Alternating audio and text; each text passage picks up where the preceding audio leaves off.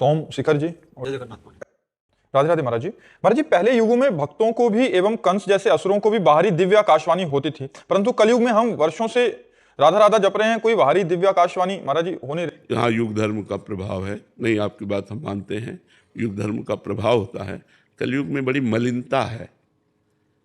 आप राक्षसों के चरित्र पढ़ के देखिए, 10,000 वर्ष 50,000 वर्ष तपस्या करते थे। ऐसे थोड़ी वो संसार को हिला दिए।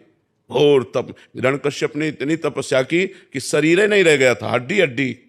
तो ब्रह्मा जी ने जब कमंडल में जल डाला तब उसका शरीर फिर पुनः प्रकट हुआ। तभी तो त्रिभुवनपति पूरे त्रिभुवन को हिला दिया, कोई जोड़ नहीं था।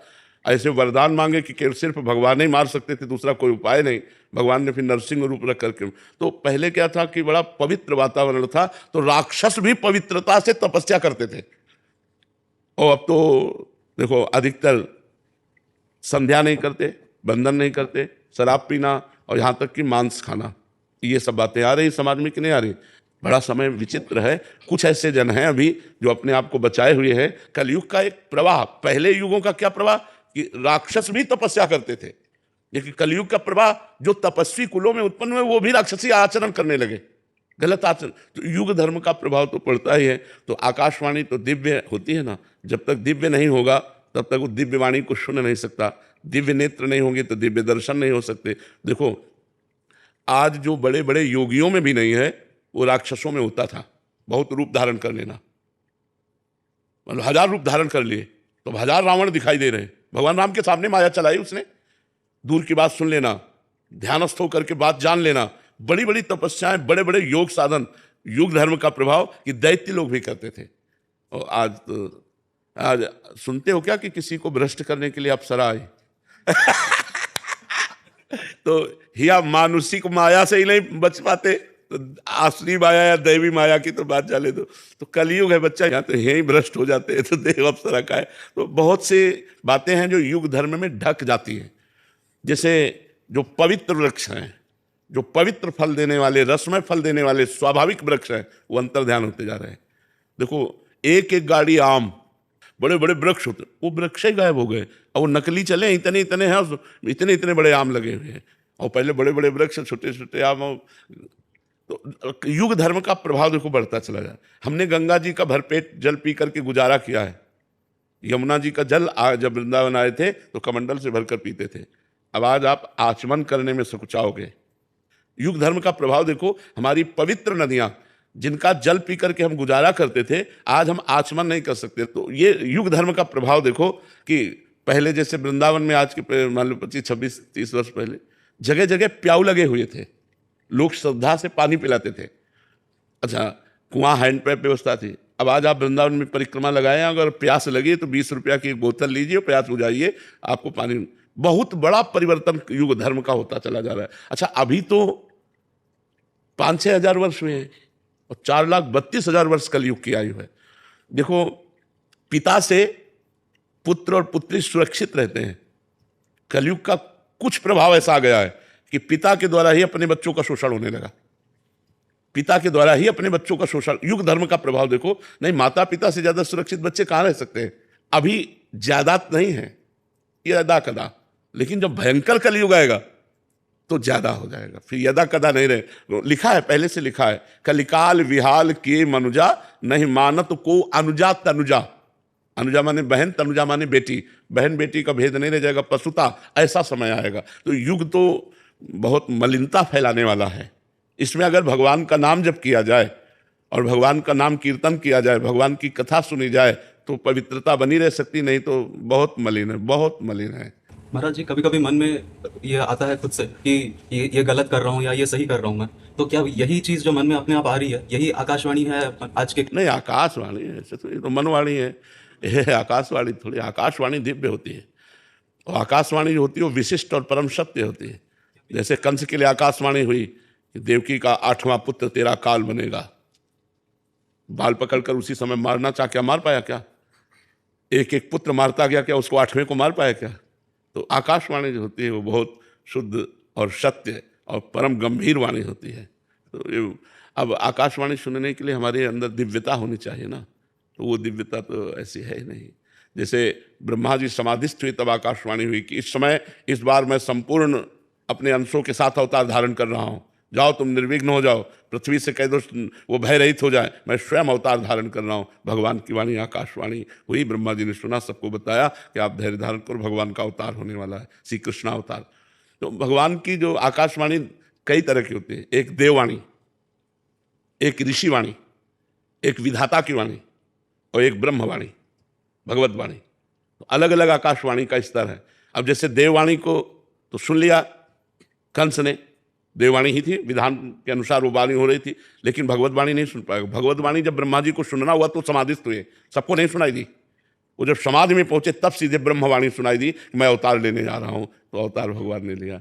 तो ये युग धर्म, इसका एक बहुत बड़ा गुण है कलयुग में। जो 10-10 हजार वर्ष पहले तपस्या करने पर लाभ मिलता था, 24 घंटे तपस्या करने पर लाभ मिल जाएगा। अगर दोषों की खान है तो गुण की भी खान है, क्योंकि इस हम लोगों का जन्म से लेकर के आयु 80-100 तक है, वहां तो पता चला 20,000 60,000 वर्ष तक तपस्या किए, तो आपने तो 60,000 वर्ष में ले जाने कितने बार जन्म मर लेंगे। तो ये कलयुग में विशेषता है कि 24 घंटे तप करने पर जो लाभ मिलता है वो 10,000 वर्ष अन्य युगों में तप करने पर लाभ मिलता था। पर इसमें 24 घंटे क्या 24 मिनट ठीक रहना मुश्किल है। मन बार बार गंदा चिंतन, गंदी बातें, गंदा व्यवहार, छल कपट, यही सब चल रहा है। झूठ तो बिल्कुल सबकी जबान पे आ चुका है।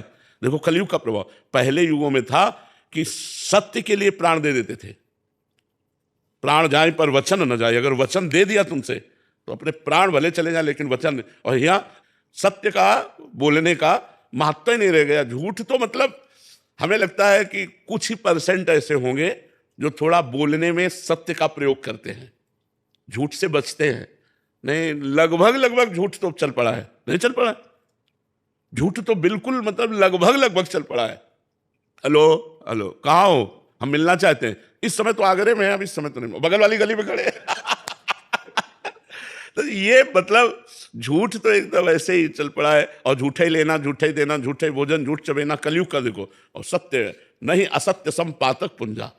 झूठ के बराबर पाप नहीं, झूठ बराबर पाप नहीं, साच बराबर तप।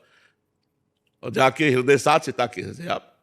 तो भगवान सत्य पर, तो अब देखो कहाँ सत्य बोलना रह गया। अब ये तो पता ही नहीं चलता कि आदमी बोल रहा है, सही बोल रहा है कि गलत बोल रहा है। अपने लोग विश्वास मानना पड़ता है, लेकिन आपको सच्ची बतावे लगभग झूठ का प्रयोग हो रहा है।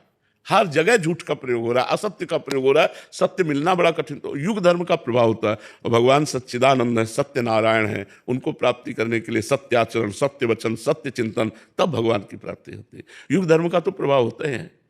पहले जब साधु महात्मा तपस्या करते थे तो अप्सराएं आती थी। बोले अमुक संत को अमुक अप्सरा है, जैसे विश्वामित्र के पास मेनका आई, किसी के पास उर्वशी आई, किसी का।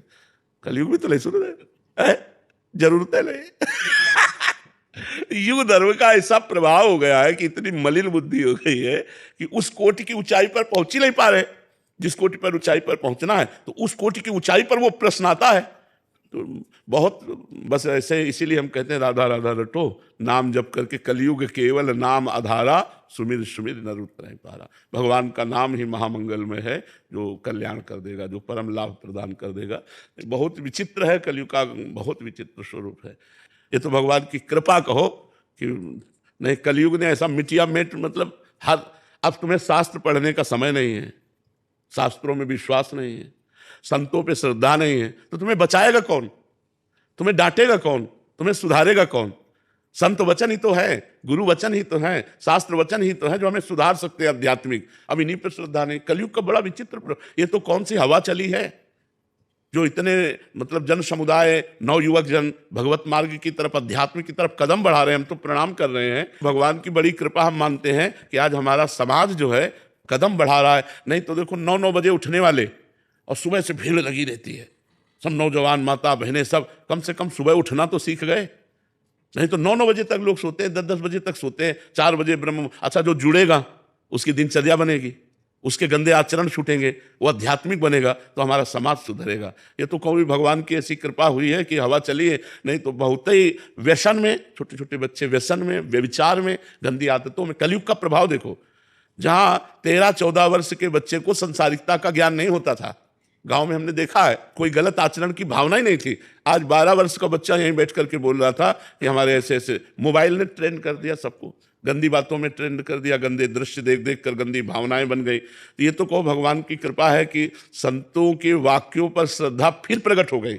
ने एक बार बड़े स्तर से संत का जब वो गिरा था ना, तो लगा था मार दिया, माया ने मार दिया, एक ही बाण में करोड़ों अरबों को मार दिया। अरबों की श्रद्धा चौपट हो गई। अब संतों पर श्रद्धा न रहे, शास्त्र में श्रद्धा न रहे, तो बताओ फिर कैसे भगवत मार्ग चला जाए। भगवत मार्ग, अध्यात्म मार्ग चलने के लिए तो यही बात है कि संतों पर श्रद्धा हो, शास्त्र पर श्रद्धा हो, तब जाके भगवान पर विश्वास हो। भगवान दिखाई तो देते नहीं, संतों के वाक्य और शास्त्र वाक्यों का आधार लेकर हम भगवत मार्ग में चलते हैं, क्योंकि ना भगवान को देखा है ना भगवान से मिले हैं। तो हम इन संतों और शास्त्रों के वाक्यों पर हम विश्वास करते हैं, तो हम भगवान की प्राप्ति के मार्ग में अग्रसर होते हैं, और भगवान की प्राप्ति के मार्ग में ही गलत आचरण छोड़े जा सकते हैं। संसार में तो मनोरंजन है, संसार में मनोरंजन है, आज इसके आज ऐसे, आज